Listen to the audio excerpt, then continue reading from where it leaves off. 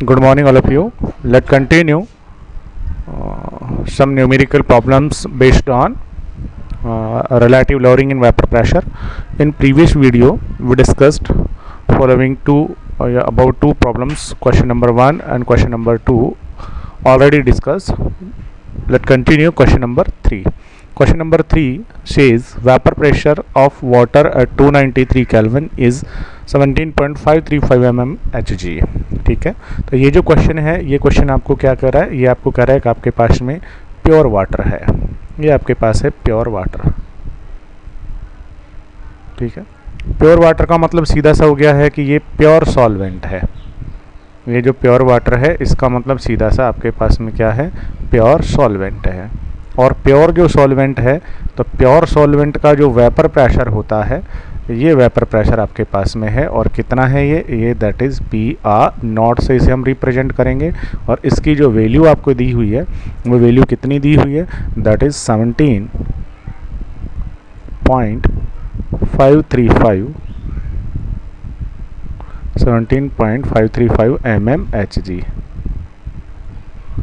ये आपके पास में वैल्यू है Pa0 की. अब आपको क्या कह रहा है? कह रहा है calculate the vapour pressure of water at 293 kelvin. आपको इसी सॉल्यूशन का जो वाटर वेपर प्रेशर है वो कैलकुलेट करना है. When 25 gram of glucose dissolve in 450 gram of water. अब आप क्या करते हैं? ये तो प्योर का उसने दिया है. अब आप देखिएगा क्या करते हैं. वो कह रहा है कि अब आपके पास में वाटर है. ठीक है, ये आपके पास में वाटर है, वाटर आपके पास में है. और वाटर जो आपके पास में यहाँ से है, ये वाटर कितना है बेटा? तो यहाँ से इसका अमाउंट आपको दिया है कि वाटर जो आपके पास में है, ये वाटर है 450 ग्राम. बेटा वाटर जो है ये कितना है? दैट इज़ 450 ग्राम. ये आपके पास वाटर है. और वाटर इतना लेने के बाद आपने इसमें क्या किया? 25 ग्राम ऑफ ग्लूकोज. अब आपने ग्लूकोज लिया है और ग्लूकोज को इसमें आपने ऐड कर दिया है. That is glucose. ये लीजिए, ये जो आपने मिलाया है, ये आपने मिलाया है ग्लूकोज. ग्लूकोज. और आपको याद होना चाहिए ग्लूकोज जो है, ये ग्लूकोज क्या होता है? नॉन वोलेटाइल सॉल्यूट होता है ग्लूकोज. और ग्लूकोज जो आपने यहाँ से मिलाया है, ये कितना मिलाया बेटा आपने? ये आपने मिलाया है 25 ग्राम. 25 ग्राम ऑफ ग्लूकोज. ये लीजिए, जब आप इसको इसमें ऐड कर देंगे तो ये पूरा का पूरा क्या बन जाएगा? सॉल्यूशन बन जाएगा. बन गया सॉल्यूशन. अब सॉल्यूशन जो बना, तो ग्लूकोज के जो पार्टिकल्स है बेटा, ये ग्लूकोज के पार्टिकल कुछ सरफेस पर भी आ जाएंगे. अब ग्लूकोज की तो वेपर बनेगी नहीं. वेपर किसकी बनने वाली है? वेपर बनेगी केवल इस वाटर की. तो अब ये जो सॉल्यूशन बन गया है ना, इस सॉल्यूशन का वेपर प्रेशर कितना होगा, ये आप कैलकुलेट करके बता दीजिए. इसका मतलब क्वेश्चन जो आपसे पूछ रहा है, वो क्वेश्चन पूछ रहा है आपसे PS. ये पूछ रहा है PS जो है सॉल्यूशन का वेपर प्रेशर, ये बता दीजिए. सॉल्यूशन का वेपर प्रेशर बता दीजिए. That's right. कैलकुलेट कर सकते हैं सॉल्यूशन के वेपर प्रेशर को. बिल्कुल PS कैलकुलेट कर दीजिएगा. कैसे कैलकुलेट करेंगे PS को? तो according to Raoult's law. Raoult's law क्या कहता था? देखिएगा, अगर मैं बात को पूरा स्टार्ट से अगर दोबारा से आपको एक्सप्लेन करूं तो देखिएगा, यहाँ पर आपके पास दो कंपोनेंट हैं. ये वाटर है और ये ग्लूकोज है. वाटर जो कंपोनेंट है, ये आपके पास सॉल्वेंट है. वाटर यहाँ पर बेटा, वाटर जो है वो आपके पास में क्या है? सॉल्वेंट है. और आपको याद होना चाहिए बेटा, जो सॉल्वेंट है, इस सॉल्वेंट को मैं किससे रिप्रेजेंट कर दूंगा? A से. ठीक है. और ग्लूकोज जो है आपके पास में, ये ग्लूकोज क्या है? आपके पास में सॉल्यूट है. ग्लूकोज आपका सॉल्यूट है. और सॉल्यूट को मैं किससे रिप्रेजेंट कर सकता हूँ? सॉल्यूट को रिप्रेजेंट कर रहा हूँ मैं B से. That's right. सॉल्यूट को मैंने लिख दिया है B से. अब मान लो अगर सॉल्यूट को मैंने B से लिखा, अब मान लीजिए अगर ये दोनों के दोनों कंपोनेंट वोलेटाइल होते, बाय चांस अगर दोनों कंपोनेंट वोलेटाइल होते, तो वाटर की भी वेपर बनती और मान लीजिए जो ग्लूकोज है उसकी भी वेपर बनती. तो दोनों की जो है वेपर प्रेशर यहाँ पर लगता. That's right. तो टोटल जो वेपर प्रेशर है, वो टोटल वेपर प्रेशर कितना होता? तो देखिएगा, जो आपका टोटल वेपर प्रेशर है उसमें तो जो वाटर है ना, इसका वेपर प्रेशर का भी कंट्रीब्यूशन होता. उसे मैं क्या कहता? उसे मैं कहता PA. That is partial vapour pressure of A. और इसमें जो ग्लूकोज है उसका भी वेपर प्रेशर का कंट्रीब्यूशन होता, that is partial vapour pressure of b या ग्लूकोज। और जो पीएस है वो पीएस कितना होता बेटा, तो पीएस जो होता सॉल्यूशन का वेपर प्रेशर पीएस, ये सॉल्यूशन का जो वेपर प्रेशर है, ये सॉल्यूशन का वेपर प्रेशर आपका बराबर होता दोनों के सम के। किस किस के सम के इक्वल होता बेटा, ये आपके इक्वल होता P A partial pressure of A, और प्लस में क्या होता, प्लस में होता partial vapour pressure of B, दोनों के सम के बराबर होता। बट यहाँ से एक चीज़ आपको क्लियर हो गई होगी कि जो आपका सॉल्यूट है ये सॉल्यूट जो ग्लूकोज है, ये ग्लूकोज कैसा है बेटा, तो आप कहोगे कि सर ग्लूकोज जो हमारे पास में है ये ग्लूकोज है नॉन वोलेटाइल। ग्लूकोज कैसा है, नॉन वोलेटाइल है। और बताइएगा जब ये अगर नॉन वोलेटाइल है तो इसकी तो वेपर ही नहीं बनेगी। ग्लूकोज जो है वो कैसा है, नॉन वोलेटाइल है, तो इसका मतलब इसकी वेपर नहीं बनेगी। जब इसकी वेपर ही नहीं बनेगी, वेपराइज ही नहीं होगा ये, तो इसका मतलब इसकी पार्शियल वेपर प्रेशर कितनी होगी, 0 होगी। तो यहाँ से इसकी वेपर ही नहीं बनी तो कोई प्रेशर ही नहीं होगा। इसका मतलब यहाँ से जो पीबी नॉट है, पीबी जो है partial vapour pressure of b, ये क्या होगा 0। तो ये पूरा का पूरा आपका क्या हो जाएगा, 0 हो जाएगा। तो फिर जो सॉल्यूशन की वेपर प्रेशर है, सॉल्यूशन का, क्योंकि उसने सॉल्यूशन का पूछा है, तो बेटा जो सॉल्यूशन का वेपर प्रेशर है पीएस, ये पीएस केवल और केवल किसके बराबर होगा, पीएस यहाँ का जो है वो पीएस बराबर होने वाला है ओनली पीए के, ए के पार्शियल वेपर प्रेशर के, पीए के। अब आपको पीए अगर आ जाए तो पीएस निकल के आ जाएगा। पीए को कैसे कैलकुलेट करेंगे हम पीए को, तो पीए कैलकुलेट करना बहुत इजी है बेटा, क्योंकि पीए निकालना है तो राउल्ट्स लॉ आना चाहिए। राउल्ट्स ने क्या कहा था, राउल्ट ने कहा था कि पापा पीए इज इक्वल टू क्या होता है, पापा ने आपको क्या दिया था, एक नॉट दिया था। कब दिया था नोट पापा ने, जब आप कहाँ थे, 10th ए में थे। ये लीजिए, ये लो, ठीक है ना। तो पीए बराबर ये होता है। तो पीएस की जगह आप क्या लिख सकते हैं, तो यहाँ से अगर आपको पीएस सॉल्यूशन का वेपर प्रेशर कैलकुलेट करना है पीएस, तो पीएस इज इक्वल टू क्या आ जाएगा बेटा, पीएस इज इक्वल टू आ जाएगा आपके पास में पीए नॉट। क्या क्वेश्चन ने पीए नॉट दिया है आपको, बिल्कुल क्वेश्चन ने आपको पीए नॉट दिया है, पीए नॉट वो रहा 17.535, ठीक है। और इसको मल्टीप्लाई किससे करना है, मल्टीप्लाई करना है आपको मोल फ्रैक्शन ऑफ ए से। अब आपको यहाँ से ए के मोल फ्रैक्शन कैलकुलेट कर देने हैं, दैट्स राइट। अब यहाँ से ए का मोल फ्रैक्शन निकाल लेंगे। बोलेगा ए का मोल फ्रैक्शन कैसे निकलेगा बेटा, ए का मोल फ्रैक्शन क्या कैलकुलेट कर पाएंगे ए के मोल फ्रैक्शन को, बिल्कुल कर सकते हैं, क्योंकि हमें क्या चाहिए, हमें चाहिए ए के मोल फ्रैक्शंस, हमें चाहिए ए के मोल फ्रैक्शन। तो आपको जो चाहिए बेटा वो चाहिए मोल फ्रैक्शन ऑफ ए के मोल फ्रैक्शन। और बताइएगा ए के मोल फ्रैक्शन बराबर क्या होता है, क्योंकि जिसका भी आपको मोल फ्रैक्शन निकालना होता है इज इक्वल टू क्या करना पड़ता है, इज इक्वल टू उसके खुद के मोल आपको लिखने होते हैं, और डिवाइड किससे करना होता है, टोटल मोल से। टोटल मोल बोले तो सॉल्वेंट के भी और किसके बेटा, सॉल्यूट के भी, दोनों के ठीक है बेटा। तो यहाँ से टोटल मोल सॉल्वेंट का भी और सॉल्यूट का भी, ये लीजिए। अब आपको यहाँ से अगर ए का मोल फ्रैक्शन चाहिए तो आपको इनके नंबर ऑफ मोल्स चाहिए, नंबर ऑफ मोल्स कैलकुलेट कर लेंगे यहाँ से जो वाटर है इस वाटर के हम क्या कैलकुलेट कर देंगे बेटा, नंबर ऑफ मोल्स, ठीक है बेटा। तो अब हम इसको कैलकुलेट कर लेंगे, कैसे निकाल लेंगे, एन का मतलब क्या है, एन का मतलब है इसके वाटर के मोल्स। वाटर के मोल कैसे निकालेंगे, गिवन मास अपॉन मोलर मास। तो यहाँ से आपको कैलकुलेट करना है एन इज इक्वल टू क्या होगा, number of moles is equal to given mass upon molar मास।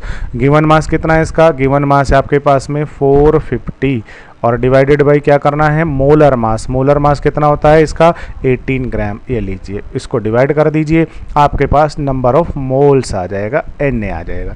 जो एन आए उसे वहाँ लिख दीजिए। अब आपका जो एन वो यहाँ आ जाएगा, आपको एन बी और कैलकुलेट करना है। एन बी का मतलब number of moles of B. B कौन है आपके पास में, बी है आपके पास में ये सॉल्यूट, इसका मोल कैलकुलेट करना है, इसका मतलब एन बी कैलकुलेट करना है। N B is equal to given mass, what are the amount of given mass, कितना है ग्लूकोज आपके पास, ग्लूकोज आपके पास में है 25 ग्राम। डिवाइड किससे करना है, मोलर मास से। तो ग्लूकोज का मोलर मास कैलकुलेट कर लीजिएगा, ठीक है। मैंने कैलकुलेशन बताया हुआ है, बस आपको ग्लूकोज का फॉर्मूला याद होना चाहिए। ग्लूकोज का फॉर्मूला क्या होता है, C6H12O6, ये लीजिए, यहाँ से इसका मोलर मास निकाल लोगे, इन सब का सम कर दोगे, ठीक है ना। कार्बन का जो एटॉमिक मास है बेटा, कार्बन का जो एटॉमिक मास है वो कितना होता है, 12 होता है। 12 को कितनी बार आपने काउंट करना पड़ेगा, 6 बार काउंट करना पड़ेगा, मल्टीप्लाई बाई 6। हाइड्रोजन का कितना होता है, 1 मल्टीप्लाई बाई 12, ठीक है। ये आपको मल्टीप्लाई और इसको जोड़ना है, सम करना है, ठीक है। 12 प्लस में क्या करना है, ऑक्सीजन का कितना होता है बेटा, 16 मल्टीप्लाई बाई क्या करना है, 6। सबका एटॉमिक मास जोड़ दीजिए, कितना आ जाएगा बेटा, ये आपके पास आ जाएगा 180। और ये जो 180 आया है इसी को किस में लिख दो, ग्राम में। ये आपके पास आ जाएगा इसका मोलर मास, ठीक है बेटा। तो गिवन अमाउंट कितना है, 25 डिवाइडेड बाय मोलर मास कितना हो जाएगा, 180 ग्राम। ये लीजिए, इस तरीके से आपके पास में क्या आ जाएगा, NB आ जाएगा। यहाँ से आपके पास Na आ गया, यहाँ से NB आ गया। Na NB की वैल्यू रख दीजिए, क्या आ जाएगा आपके पास, XA आ जाएगा। जो XA यहाँ से आया है उस XA को ला करके यहाँ पर फिट कर दीजिएगा। और PA नोट आपको क्वेश्चन ने पहले से ही आपको दिया हुआ है, यहाँ से ये वैल्यू रख दीजिएगा। दैट्स राइट, यहाँ से कैलकुलेट कर सकते हैं। आप कहोगे सर यहाँ पर रिलेटिव लोअरिंग वाला फॉर्मूला नहीं आया, तो बेटा आप इसी क्वेश्चन को रिलेटिव लोअरिंग वाले फॉर्मूले से भी कैलकुलेट कर सकते हो, ठीक है। कैसे कैलकुलेट करेंगे, तो देखिएगा रिलेटिव लोअरिंग वाला फॉर्मूला क्या कहता था, आपको याद हो तो। रिलेटिव लोअरिंग वाला फॉर्मूला कहता था कि जो रिलेटिव लोअरिंग ऑफ सॉल्यूशन, यहाँ से कैलकुलेट कर लीजिए सीधा, ऐसे नहीं करते हैं ना, तो जो हमने डिस्कस किया हुआ है रिलेटिव लोअरिंग वाला, वहाँ से डिस्कस कर सकते हैं बेटा। क्या होता है, relative lowering in vapour pressure is equal to PA naught minus क्या होता था, PS डिवाइडेड बाई क्या होता था, डिवाइडेड बाई होता था PR नोट। और ये किसके इक्वल हुआ करता था, ये इक्वल होता था आपका XB के। किसके इक्वल होता था, XB के। बस ये लो, अब आपको देखो क्या क्या नोन है। आपको बेटा PA नोट दिया हुआ है, ये PA नोट दिया हुआ है, PS कैलकुलेट करना है, XB आपको निकालना पड़ेगा, ठीक है। इस वाले फॉर्मूले में पहले जो हमने सॉल्यूशन किया वहाँ हमने क्या निकाला हुआ है, XA। यहाँ पर क्या निकालना पड़ेगा आपको, XB निकालना पड़ेगा। XB कैसे कैलकुलेट करेंगे, तो यहाँ से आप XB को कैलकुलेट कर सकते हैं। XB का मतलब है mole fraction of B। B के mole fraction is equal to क्या होगा, इज इक्वल टू होगा B के नंबर ऑफ मोल्स, ठीक है, divided by total number of moles, Na plus NB। ये लो, B का मोल फ्रैक्शन आ जाएगा।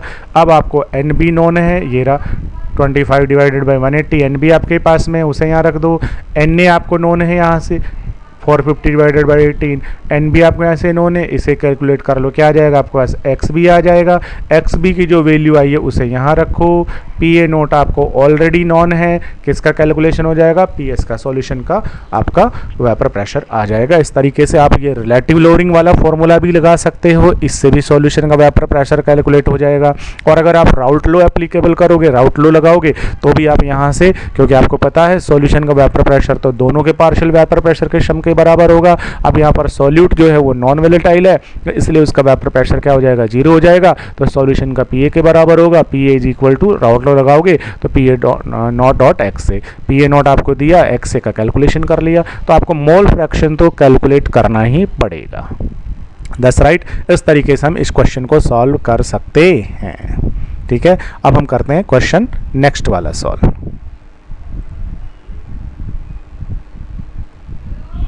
अब नेक्स्ट क्वेश्चन, क्वेश्चन नंबर 4, ठीक है। 4 क्या कहता है बेटा, a solution is prepared by dissolving 10 gram of non volatile solute. Non volatile solute वो बता रहे 10 ग्राम है, कितने में मिलाना है आपको, 200 ग्राम ऑफ वाटर में मिलाना है, ठीक है। It has a vapour pressure of, इतना उसका वेपर प्रेशर है, ठीक है। Calculate the molar mass of solute, solute का मोलर मास कैलकुलेट करिएगा। Vapour pressure of pure water is इतना, प्योर वाटर का 308 केल्विन पर वेपर प्रेशर इतना है, ठीक है। तो यहाँ से आप इसके डाटा क्या क्या गिवन है तो आपको नोन होना चाहिए। सबसे पहले उसने क्या कहा है, सबसे पहले कहा है कि आपके पास प्योर वाटर है।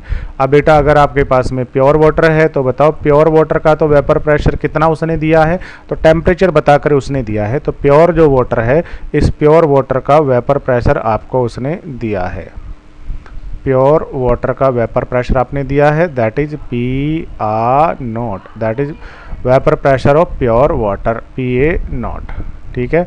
PA naught is equal to कितना है, कितना दिया है, तो देखिए ब्रैकेट में दिया है vapour pressure of pure water कितना है 32 mm ऑफ Hg, 32, ये लीजिए प्योर वाटर का।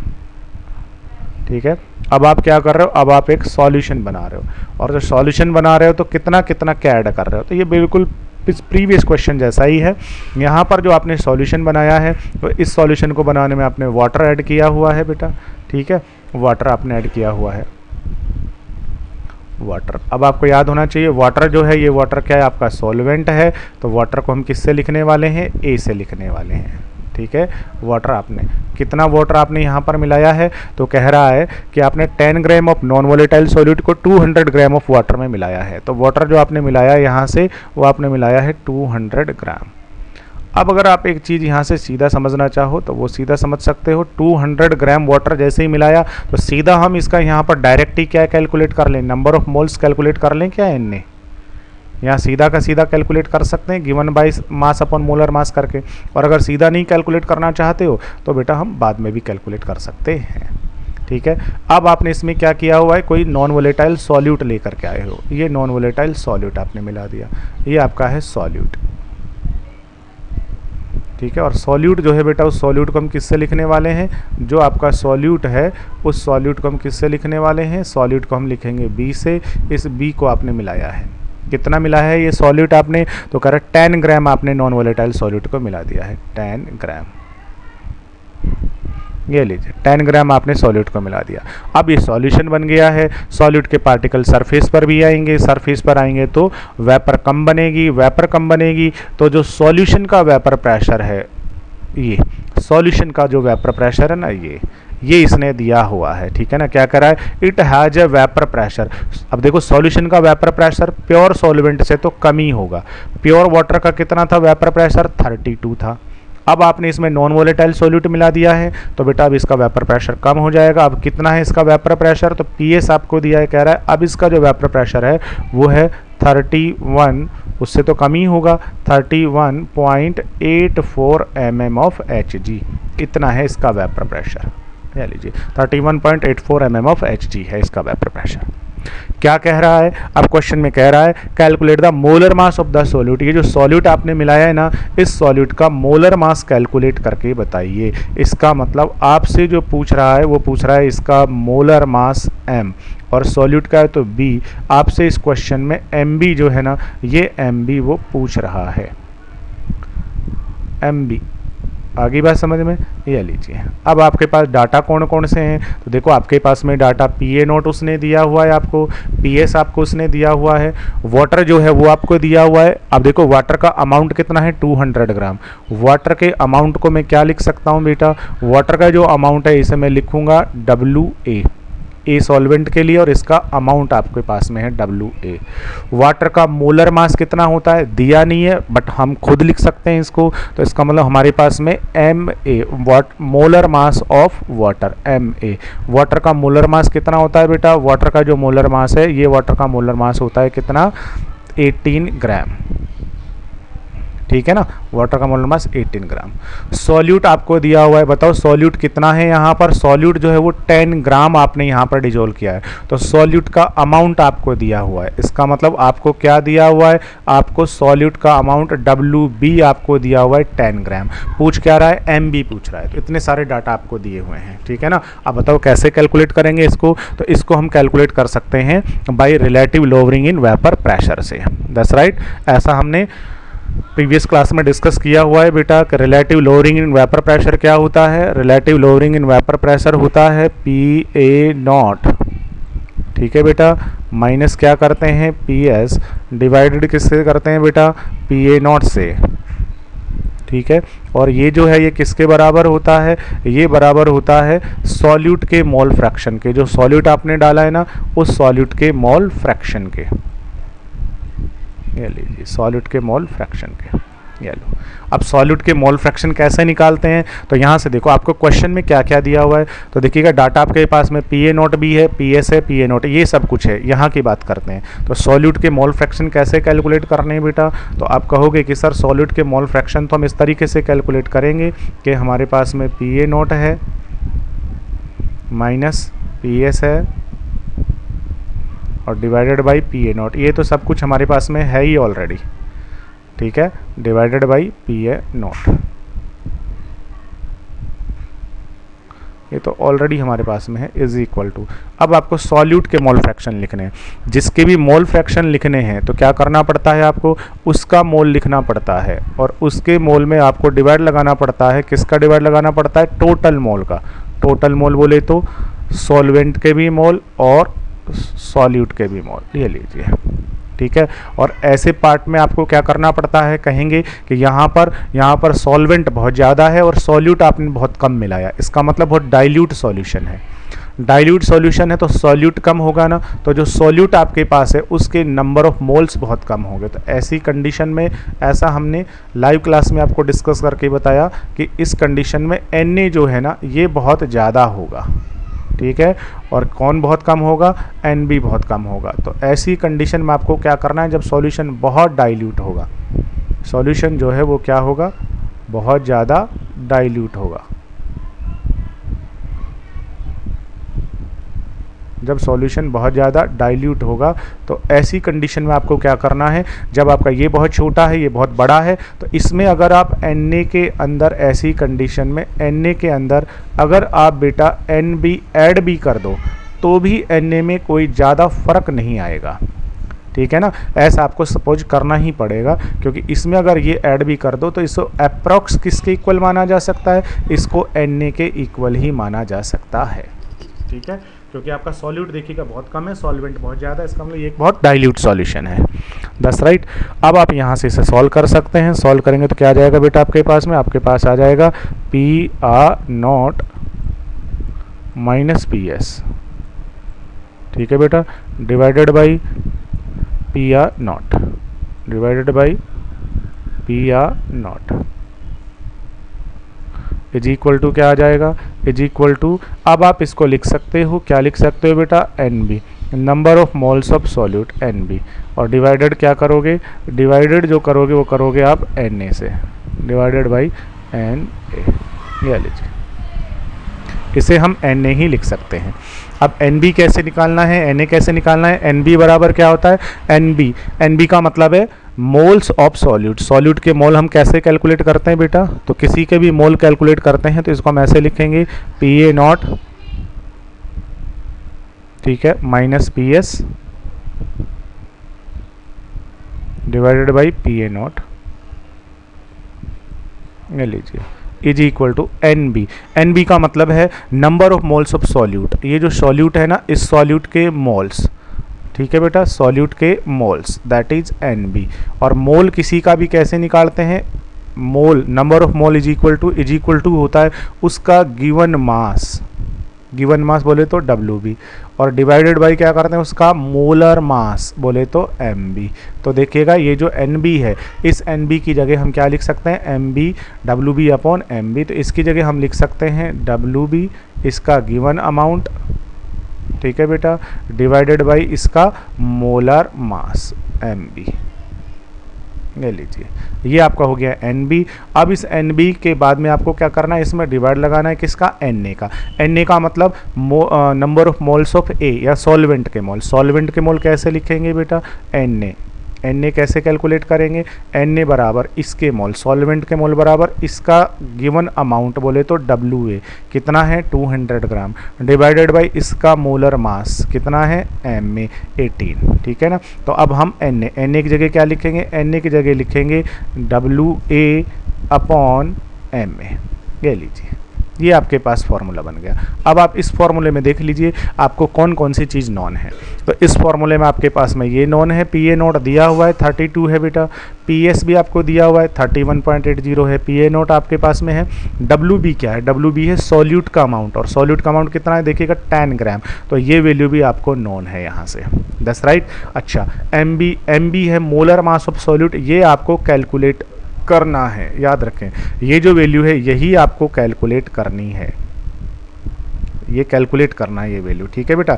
डब्ल्यू ए क्या है, given amount of solvent, solvent का कितना अमाउंट है 200 ग्राम, तो ये वैल्यू भी आपको नोन है। Molar mass of solvent M में, ये भी आपको नोन है। देखिए 1 2 3 4 5 6 7, ये जो 7 यूनिट्स है ना, इन 7 के अंदर से आपको 6 जो चीज़ें हैं वो आपको नॉन होंगी। ये भी नॉन है, ये भी नॉन, ये भी नॉन, ये भी नॉन, ये भी नॉन, ये भी नॉन। अब आपको क्या कैलकुलेट करना है, अब आपको ओनली एम बी का कैलकुलेशन कर देना है। आई थिंक आपको इतना मैथमेटिक्स आता होगा कि अब यहाँ से हम एम बी को कैसे निकालें, सारी वैल्यूज को फिट करना है और एम बी का कैलकुलेशन करना है। इस तरीके से हम किसी भी न्यूमेरिकल प्रॉब्लम को सॉल्व कर सकते हैं। That's right. तो ये कठिन बिल्कुल भी नहीं है, बस आपको समझ में आना चाहिए। ये आपका हो गया है क्वेश्चन नंबर 4। इसके बाद में क्वेश्चन नंबर नेक्स्ट हम देखते हैं बेटा।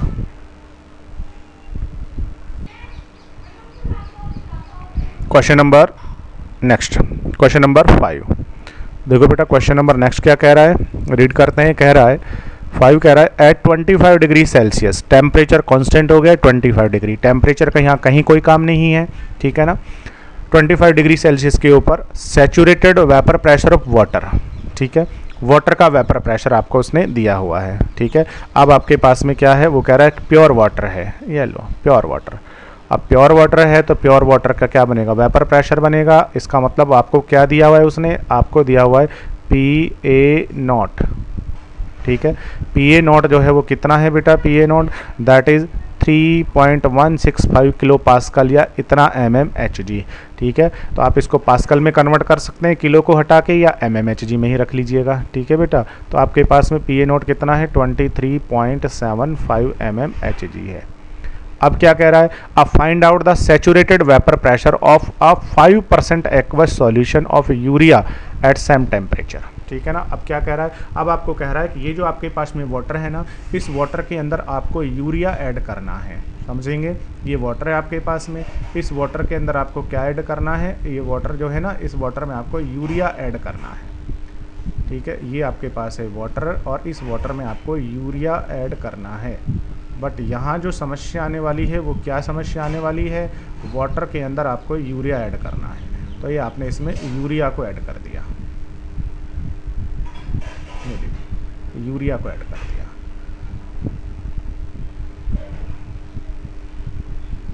यूरिया ऐड कर दिया। लेकिन क्वेश्चन के बारे में आपको कुछ नहीं कह रहा है, क्वेश्चन इसके बारे में कुछ नहीं कह रहा है कि वाटर आपने कितना लिया, यूरिया आपने कितना लिया, अमाउंट के बारे में कुछ नहीं कह रहा है। बस क्या कह रहा है, कह रहा है कि अब जो सॉल्यूशन बना है ना, इस सॉल्यूशन का वेपर प्रेशर बता दो। इसका मतलब पूछ क्या रहा है, आपसे पूछ रहा है सॉल्यूशन का वेपर प्रेशर, बोले तो PS बता दो कितना होगा। सॉल्यूशन का वेपर प्रेशर पूछ रहा है आपसे, ठीक है। सॉल्यूशन का जो वेपर प्रेशर है वो सॉल्यूशन का वेपर प्रेशर आपसे पूछ रहा है, लेकिन अमाउंट के बारे में कुछ नहीं कहा। अमाउंट के बारे में एक छोटा सा इन्फॉर्मेशन उसने दिया है, अगर आपने इसको अच्छे से रीड किया हो तो क्या इन्फॉर्मेशन दिया है, 5% एक्वस सॉल्यूशन, बस 5% आपको दिया है, ठीक है। तो अब कहीं ना कहीं हमने जब ये चैप्टर स्टार्ट हुआ था तो वहाँ पर कहीं परसेंटेज डिस्कस किया है, ठीक है। तो एक बार इस 5% का मतलब क्या होता है ये समझ लीजिएगा। 5% का मतलब सीधा सीधा सा यहाँ पर होता है कि अगर आपने यहाँ पर जो सॉल्यूट या जो यूरिया है, अगर आपने ये यूरिया यहाँ से 5 ग्राम अगर आपने यूरिया को लिया है, 5 ग्राम, 5% का मतलब 5 ग्राम अगर आपने यूरिया लिया है, तो जो वाटर यहाँ पर होगा वो वाटर कितना होगा, वाटर जो है 5 ग्राम यूरिया में बेटा जो वाटर है, ये वाटर आपका होगा 95 ग्राम, याद रखना है। 5 ग्राम यूरिया में वाटर जो है वो कितना है 95 ग्राम है, ठीक है ना। तब जाकर के पूरा का पूरा सॉल्यूशन कितना बना है 100 ग्राम। तो परसेंटेज क्या है, परसेंटेज है 5%। इसका मतलब 100 ग्राम में 5 ग्राम कौन प्रेजेंट है, यूरिया, दैट इज 5%, ठीक है। हालांकि इन्फॉर्मेशन कंप्लीट नहीं थी, इसको लिखना ऐसा चाहिए था 5WW%, लेकिन कंपटीशन के क्वेश्चन में वो आपको ऐसे पूरा नहीं देगा, आपको खुद ही अंडरस्टैंड करना पड़ेगा कि ये कौन सा परसेंट है, जो हमारे काम आने वाला है ना, हमें वही परसेंट उसका मानना है, 5WW% है। That's right. तो आप देखिएगा 5% देते ही आपको इन्फॉर्मेशन मिल गई कि यूरिया कितना है और वाटर कितना है। तो यहाँ से जो वाटर है बेटा, इस वाटर का अमाउंट कितना है बेटा, इसका मतलब आपके पास में क्या दे दिया उसने आपको दिया है WA, सॉल्वेंट का अमाउंट WA कितना है, ये आपके पास में है 95 ग्राम, ये लीजिए। वाटर का मोलर मास कितना होता है, सॉरी वाटर का मोलर मास बोले तो एम में, वाटर का मोलर मास तो हमें पहले से ऑलरेडी नोन है बेटा, कितना होता है 18 होता है ग्राम के अंदर। अब मैं ग्राम यूनिट यहाँ नहीं लिख रहा हूँ, आप समझ जाओगे। ये लीजिए, फिर कौन है, फिर है यूरिया। यूरिया का अमाउंट कितना है, तो WB, यूरिया का जो अमाउंट है वो होता है WB। WB कितना है बेटा, ये है 5 ग्राम, 5 ग्राम। इसका मोलर मास कितना है, तो बोले तो MB। मोलर मास हालांकि दिया हुआ है, नहीं दिया तो भी हम इसे कैलकुलेट कर लेते, ठीक है ना, फॉर्मूले से कैलकुलेट कर लेते। कितना दिया हुआ है 60.05, तो आप इसे 60 ही रख सकते हैं क्योंकि 0.05 से कोई ज़्यादा फर्क नहीं पड़ेगा, तो कैलकुलेशन आसान हो जाएगी। ये लीजिए ग्राम पर मोल, ये इसका मोलर मास हो गया है। तो WB MB ये सब कुछ आपके पास आ गया है। क्या पूछ रहा है आपसे, आपसे सॉल्यूशन का वेपर प्रेशर पूछ रहा है। ऐसा क्वेश्चन मैं आपको बता चुका हूँ, क्वेश्चन नंबर 3 जो था ना सेम इसी टाइप का है, ठीक है ना। बस यहाँ पर आप राउट लो लगा दीजिए, राउट लो नहीं लगाते हैं तो फिर आप क्या लगा दीजिएगा, यहाँ पर relative lowering in vapour pressure लगा दीजिएगा। दोनों तरीके से PS का कैलकुलेशन हो जाएगा, क्योंकि यूरिया तो नॉन वोलेटाइल है ना, तो यूरिया की तो वेपर बनेगी नहीं, बस केवल यहाँ पर एक ही वेपर बनने वाली है, और जो एक वेपर बनने वाली है वो भी किसकी बनने वाली है, वाटर की बनने वाली है। तो यहाँ पर PA होगा, ठीक है, वाटर की पार्शियल वेपर प्रेशर और यूरिया की पार्शियल वेपर प्रेशर, उसको हम क्या कहेंगे PB। बट PB यहाँ से क्या हो जाएगा, 0 हो जाएगा। तो जो टोटल वेपर प्रेशर है वो किसके बराबर होगा, PA के बराबर हो जाएगा बेटा। तो अगर हम इसको सीधा सॉल्व करना चाहें तो क्या कह सकते हैं कि सर यहाँ से जो PS है ना वो PS बराबर होगा PA प्लस PB के, PA प्लस PB के। बट PB जो है वो यहाँ से क्या होगा, 0 होगा, तो इसको तो हम नेगलेक्ट कर देंगे। तो PS जो है वो किसके बराबर हो जाएगा, PS बराबर हो जाएगा PA के। और PA कैसे निकालेंगे, तो PA आपको पता ही है बेटा, पावर 10th A वाला फॉर्मूला लगाना है। तो आप यहाँ से कहेंगे कि सर जो सॉल्यूशन का वेपर प्रेशर है PS, ये बराबर हो जाएगा PA नॉट, ये आपको दिया हुआ है PA नॉट कितना होता है .XA। अब बस आपको क्या करना है, XA का कैलकुलेशन कर देना है। A के मोल फ्रैक्शन निकाल दो। मोल फ्रैक्शन निकालने के लिए पहले इसके क्या निकाल लो, नंबर ऑफ मोल्स निकाल लो, इट मीन्स Na निकाल लो यहाँ से, ठीक है। और यहाँ से क्या निकाल लो, नंबर ऑफ मोल्स निकाल लो, इसका मतलब NB निकाल लो।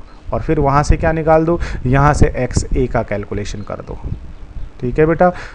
और अगर रिलेटिव लोअरिंग लगाओगे तो यहाँ से किसका कैलकुलेशन कर लो, XB का कैलकुलेशन कर लो, तो रिलेटिव लोअरिंग वाला फॉर्मूला भी काम आपके आ जाएगा। इस तरीके से हम इन क्वेश्चन को सॉल्व कर सकते हैं। बाकी के 2-3 क्वेश्चन और हैं, आप इनको रीड करेंगे आई थिंक, और रीड करने के बाद इनको सॉल्व करेंगे। Okay, thank you.